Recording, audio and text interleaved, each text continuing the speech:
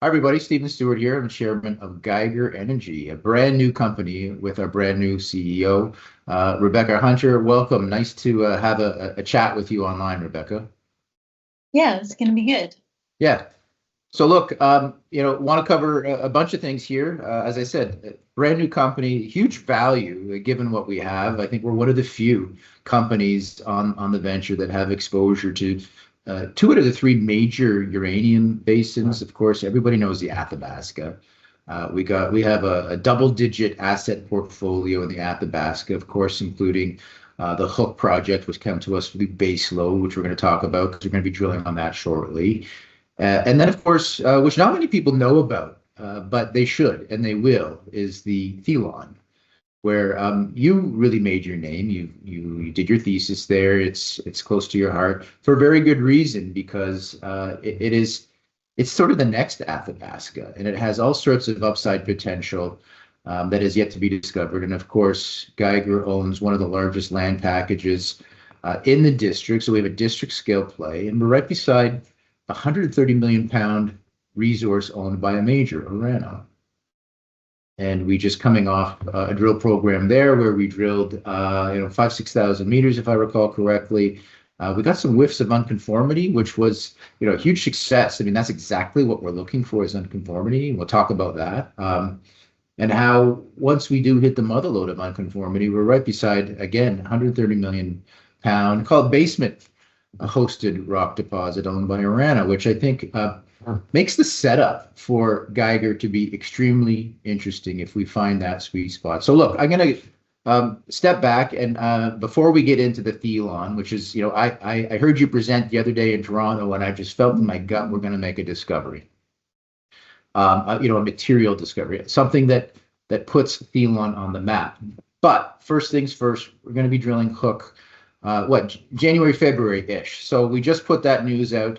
Give us some background about what Hook is and what people can expect on this drill program. Yeah, so Hook is a very important project and it's been a big project for baseload for many years. And so, I'm happy to take the helm there and continue, what James and Cameron started there. And so we've got the Accio discovery. And so, a significant, very shallow basement hosted discovery there with multiple pods. It has, synergies also with, AFA has, kind of the extent of there's kind of two zones. So you got the GMZ to the north. So you've already got kind of a mineralization epicenter on that project, which is super important. And then, what we want to do this winter is kind of look at some of these kind of peripheral trends, a long trend of the Hook, the Accio discovery. And so we're going to do about 3,000 meters, like Stephen said.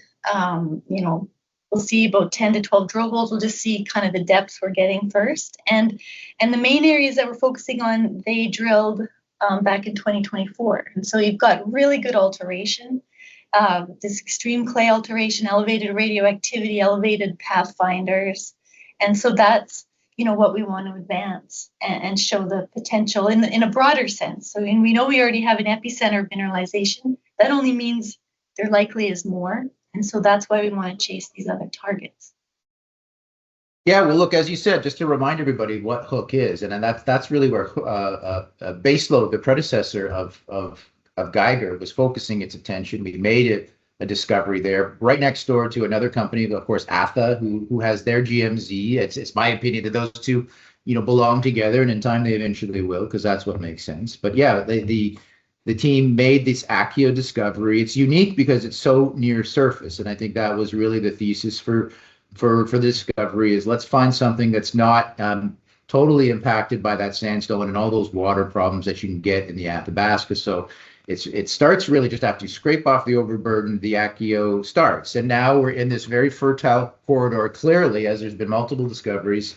And now we're out to look for something new on the Hook project that would obviously, either complement or change the dynamics entirely of that project. That's exactly what we're up to.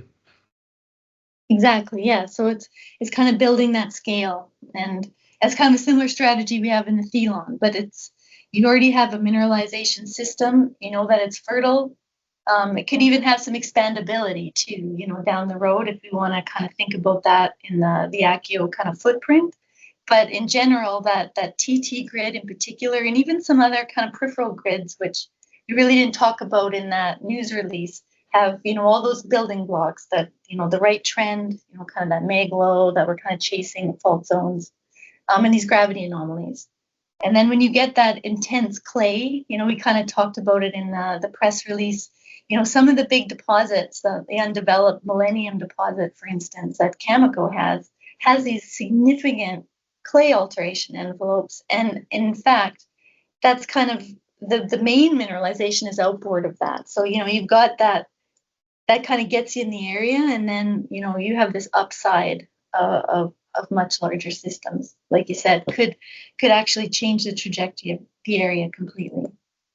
So how we identify these things, we're looking for the mag lows, right? And then within the mag lows, you drill it, and then you sort of vector in by using these alteration systems. So you're looking for really altered clay, right? That gets almost bleached. I don't know if that's the correct term, but you see this very light clay, and that's how you vector into these uranium deposits, because we're looking for the fluid that passes through them. It's sort of like an egg, and then the yolk is the mineralization, the uranium, right? So like we've on hook on these step outs outside of Accio, we've already drilled into these really intense alterations, and then we're just sort of looking for the fire. Is that a fair description of what this program's about? Exactly, yeah. So we just kind of hone into kind of maybe where the controlling structures are. And so you've got that clay alteration envelope, and you need to kind of get underneath it. That's especially the case for the TT grid. And then, the tab grid is super interesting too, because it's got elevated uranium. Again, it's a bit of a boundary play, which is always interesting, why these zones end up being on the claim boundaries. But you've got, again, those mag lows, there's a fault zone there. And then you use that gravity, use that clay once you know the clay is there, and you just keep kind of centering and narrowing into these zones. Good. Okay. So look, I think I get it. Looking forward to it. When are we mobilizing drills approximately on this hook program? So we're all ready to go. We're going to start in mid-February though. So it's due to it's helicopter supported program, and that just makes the most sense logistically. It's too dark, it's a bit too sketchy to start in early January. So mid-February, we should be able to complete it in about a month. We will get 2 drills going, and we'll hammer that out and hopefully have some really good results. Good. Okay. So we'll start February. We'll have updates in between. And then I guess after that, or shortly thereafter, that we'll rotate back up into the Aberdeen, which is really a district scale play. I mean, how large is the Aberdeen project that we have? It's almost 100,000 hectares.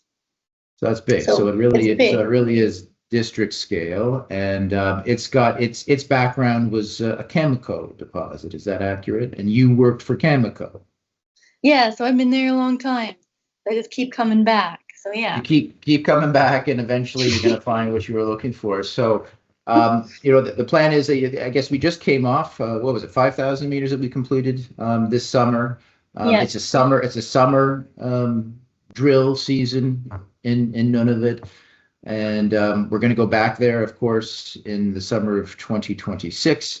I think, to define what Aberdeen is, there are already a number of discoveries that were made by Cameco. Is that correct?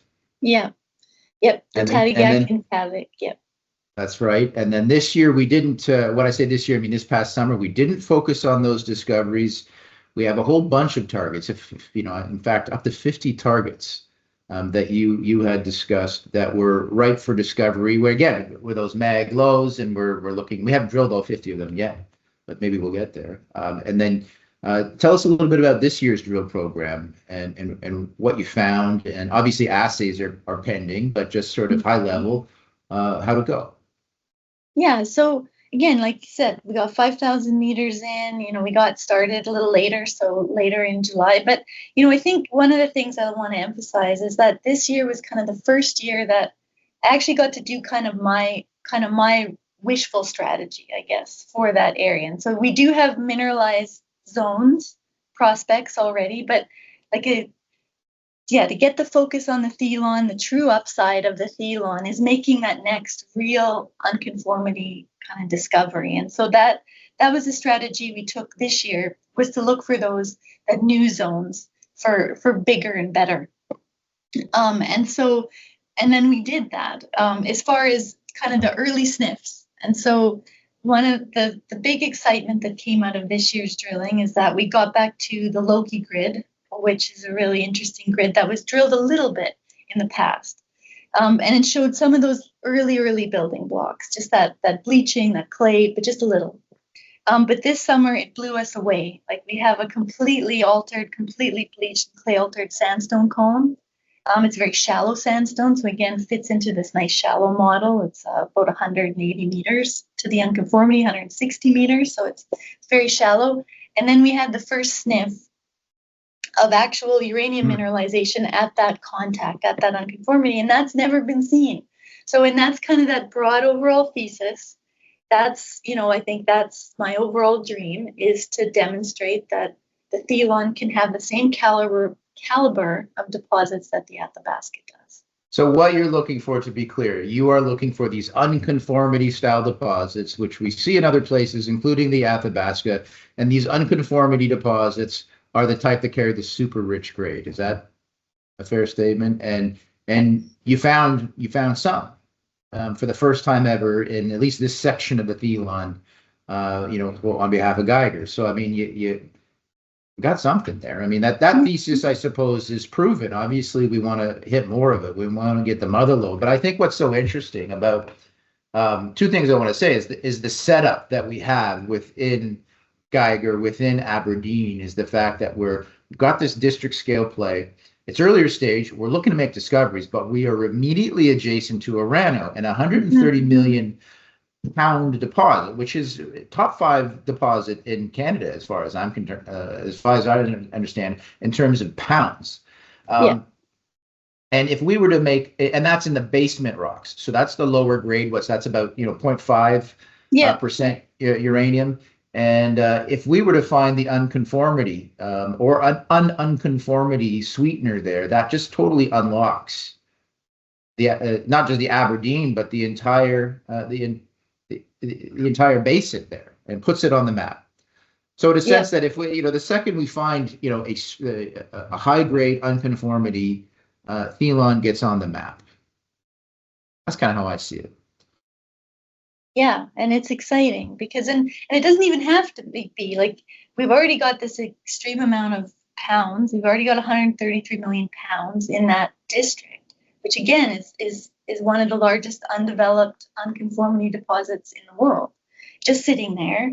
And anything we find just adds and gives, more and more kind of bolster to that district. And then yes, the unconformity, if we can find something that has the 1%, 3%, onward grades and a significant size, that just, it just unlocks it. It unlocks the way the Athabasca was unlocked when MacArthur was found, when Cigar was found. It just changes everything.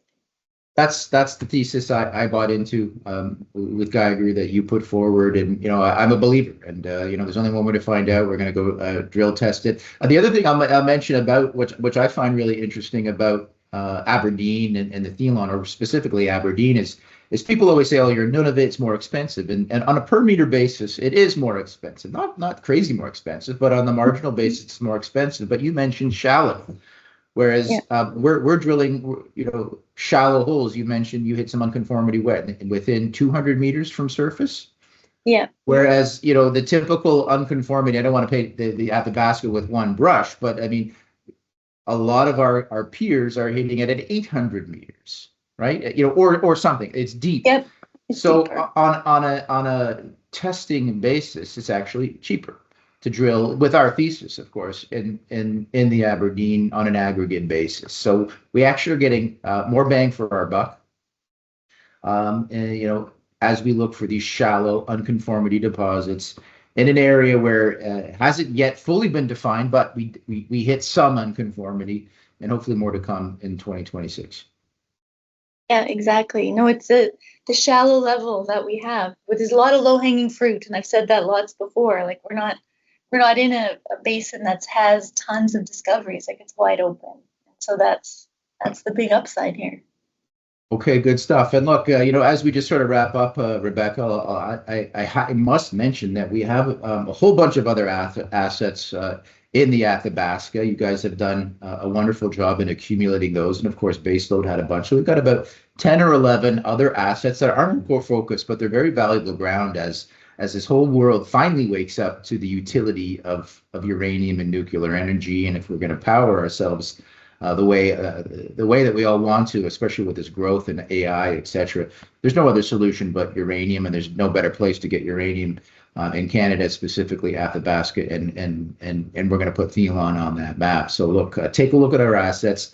And the last, we also have Janus Lake. Nobody talks about Janus Lake. It's a copper deposit buried on our balance sheet, which we own. Rio Tinto spent, I think, $15 million on looking for a sedimentary copper deposit. This is in Saskatchewan, so it's sort of the home, half home of Geiger, the other half, of course, being none of it. But it's just representative of the value that is right now totally unrecognized in Geiger beyond our core focus, which of course is Aberdeen and Hook. But there's lots to come from Geiger. It's a brand new name, brand new leadership with you at the helm, Rebecca. It's been a pleasure working with you and Janet and everybody from Forum as we made that marriage. And now we're off to the races, we hope here. So best of luck out on Hook. Look forward to more information as it comes true. And then in the summer, watch out for what we're going to do on Aberdeen. Thanks a lot, Stephen. It's good working with you too. Good stuff. Thanks, Rebecca. Team. Yeah.